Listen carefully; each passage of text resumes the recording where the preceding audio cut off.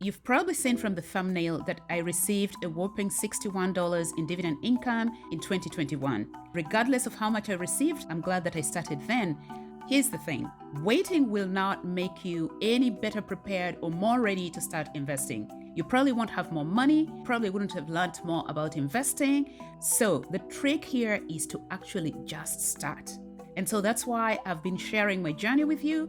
I'm hoping that it encourages some people. Take it from me, you've got this. You do not need a financial advisor or an investment broker or something, and you do not need any qualifications in finance or accounting to invest for yourself. All you need is to download a brokerage app on your phone, and there's so many these days. There's so many platforms.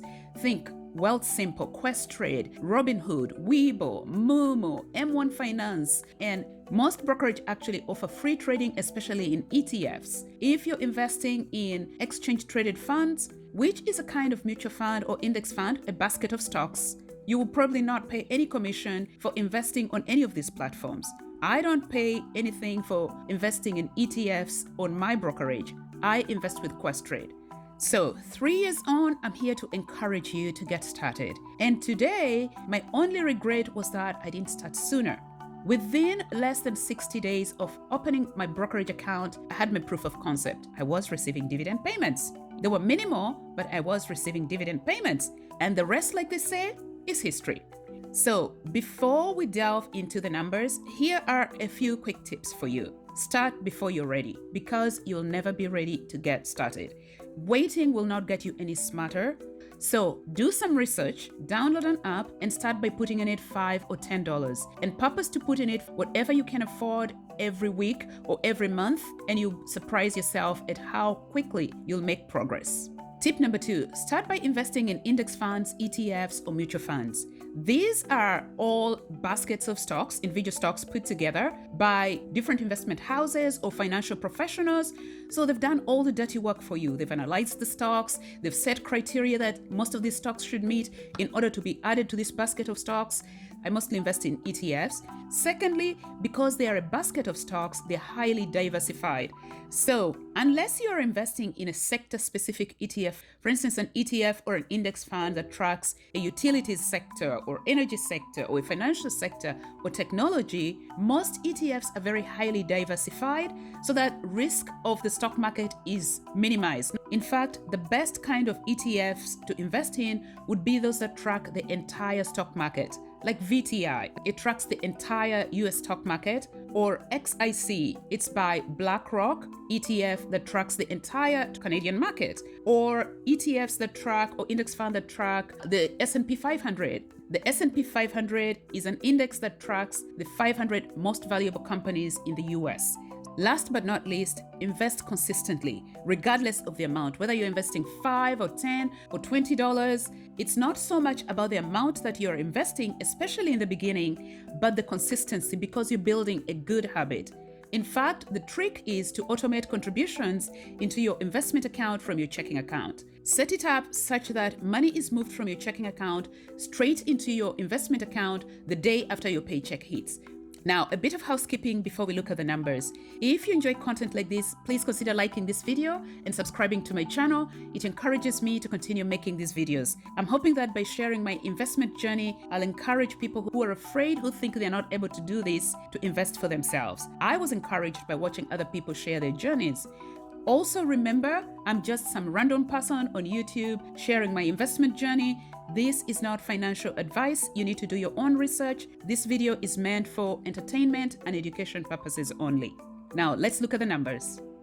Okay, so I have downloaded an activity summary for my brokerage account from Questrade from 2021 to 24. And I have filtered by dividends because that's what I'm mostly sharing. So if you've watched any of my prior videos, you know that I'm a passionate dividend investor. So column B basically has the transaction date. That would be the date on which I would have received the dividends. Column C is the action, which is basically dividends.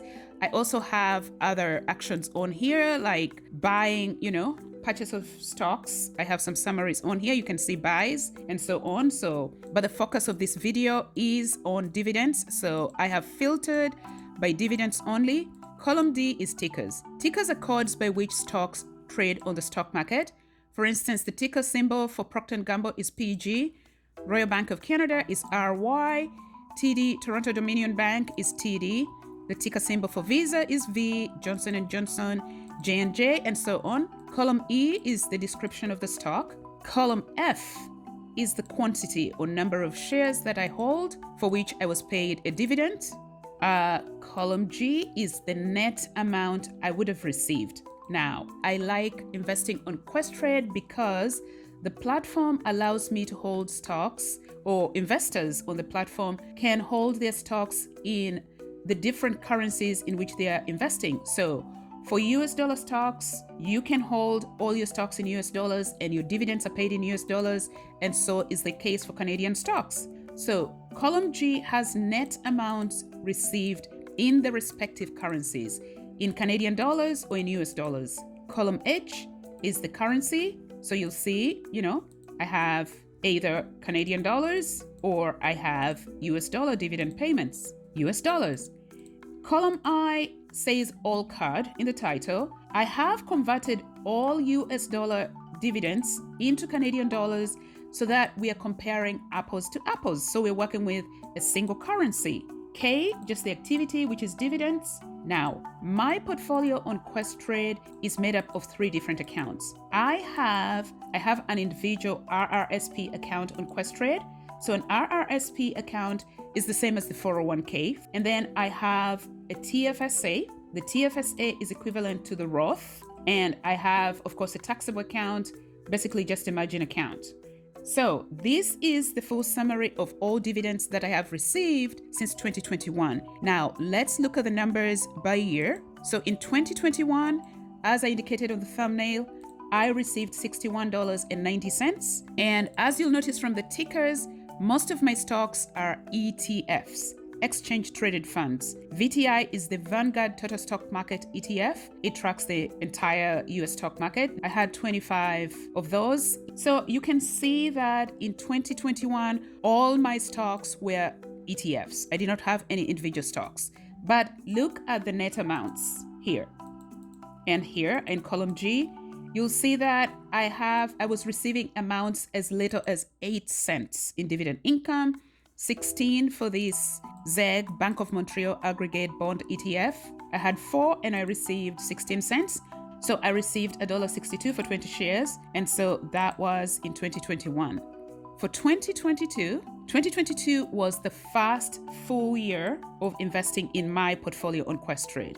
And you'll notice that I now have quite a few individual stocks. I started investing in Coca-Cola, Royal Bank of Canada, Procter & Gamble, Apple, Bank of Nova Scotia, AbbVie. Yes, I had started to grow some confidence and my stock picking skills were obviously improving. So I was able to start analyzing individual stocks. I still hold quite a bit of ETFs. VYM is a Vanguard high dividend ETF. So that was 2022. And my total dividend income in 2022 was $889.10, shy of $900. 2023 was the next full year. And in 2023, I received $1,667.62. Now, if you remember that I received $889 in 2022, you'll realize that the total dividends in 2023 was nearly 90% higher than I received in 2022. Then to 2024. Now, this is this year. Earlier this year, when I started sharing my investment journey on this channel, I projected that I would double my dividend income in 2024 compared to how much I received in 2023, which means that I was expecting to receive over $3,000 in 2024 because I received almost $1,700 in 2023. So with that in mind, let's look at the monthly dividend income for 2024. In January, I received $226.48 from 3 different payments. TD paid me twice because I have TD both in my RRSP and TFSA. So, and you will notice the number of stocks have started increasing as well. So $226.48, January of 2024. In February, I received 4 payments. From Apple, 26 shares, Procter & Gamble, 50, Royal Bank of Canada, 78, and Bank of Montreal, 120. I received a total of 360, almost 360. Notice how with 120 shares of Bank of Montreal, BMO, I got a single payment of over $180. Remember the 8 cents I received from ZEG in 2021? Look how far I have come. So that's February. And then March of 2024, I received $118.09, again from 3 stocks, from 3 payments. SCHD is a Charles Schwab ETF, and 2 individual stocks. These are new additions, I believe from 23. And I have 3 payments across all 3 accounts, RRSP, TFSA, and my margin account in April. In April, I received almost $293 from 4 different payments, Coca-Cola, TD, MO, Altria Group, and TD paid me in 2 different accounts. Altria is a smokes company, cigarettes. They pay really good dividends. In May of 24, again, payments from 4 different companies. That's May, a total of nearly $365. We're getting there. You can see that sticking with this and being consistent starts to pay off. In June, I received $214 from a number of payments. Google. Now, previously, when I invested in Google Alphabet, I have both Class A and Class C. It was just to add a growth component to my portfolio, so was investing in Visa. But early this year in April, Alphabet announced that it would start to pay dividends. And in June, holders of Alphabet shares, Google, started to receive dividends. And in July of 2024, $288.33. Again, 2 payments from TD. Notice I have an increase in number of shares. In my RRSP, I have 136 shares of TD now. Coca-Cola, SCHD, VTI. In August of 2024, look at that. $374.41, almost $375. That's payment for 1 month.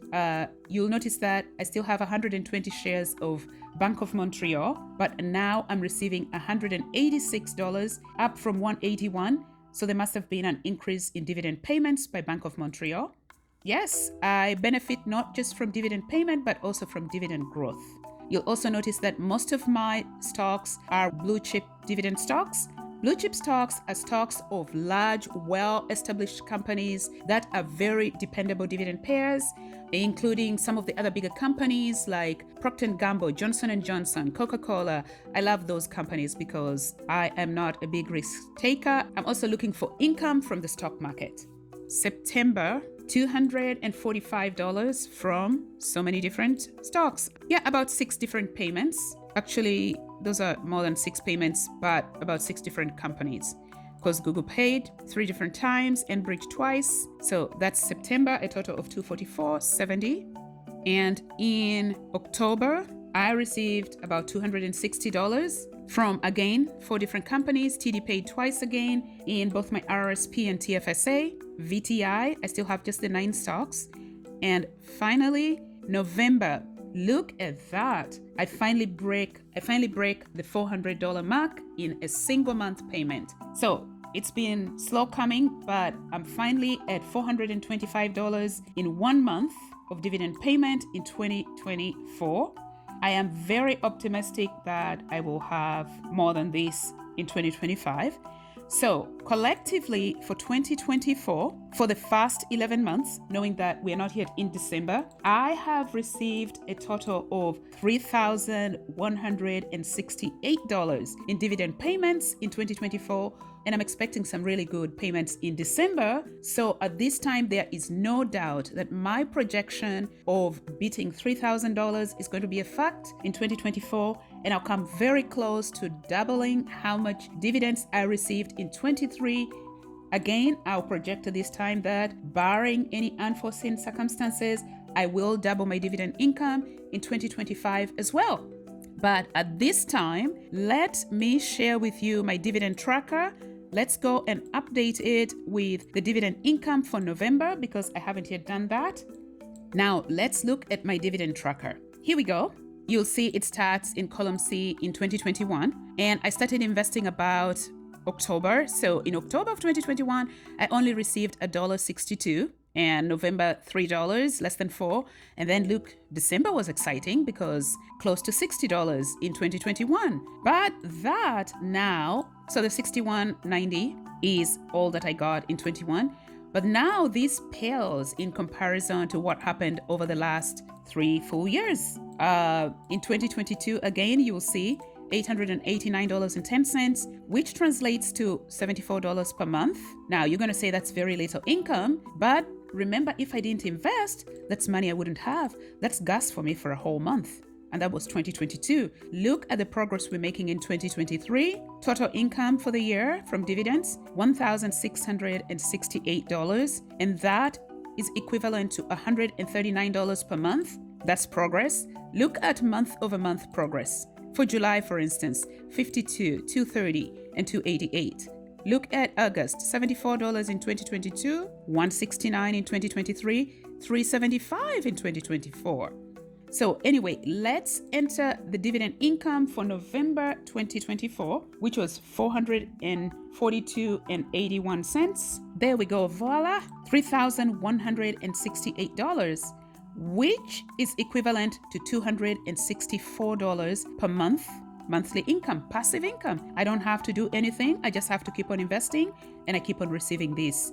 Now compare this to the fact that in the whole of 2021, granted it was just 3 months or maybe 2, just the 2 months, I did not even receive $65. And now my average monthly income from dividends in 2024 is $264. That's exciting for me. Anyway, if you're sitting on the side, I hope this was encouraging to you. Anyway, I hope this has encouraged you to consider investing for yourself. If you haven't watched some of my prior videos, may I encourage you to watch some of my earlier videos to get some tips and tricks on how to get started. Life is too short, learn from other people's mistakes. I hope you enjoyed this video and found it helpful. If you did, please consider liking and subscribing. Thank you for watching.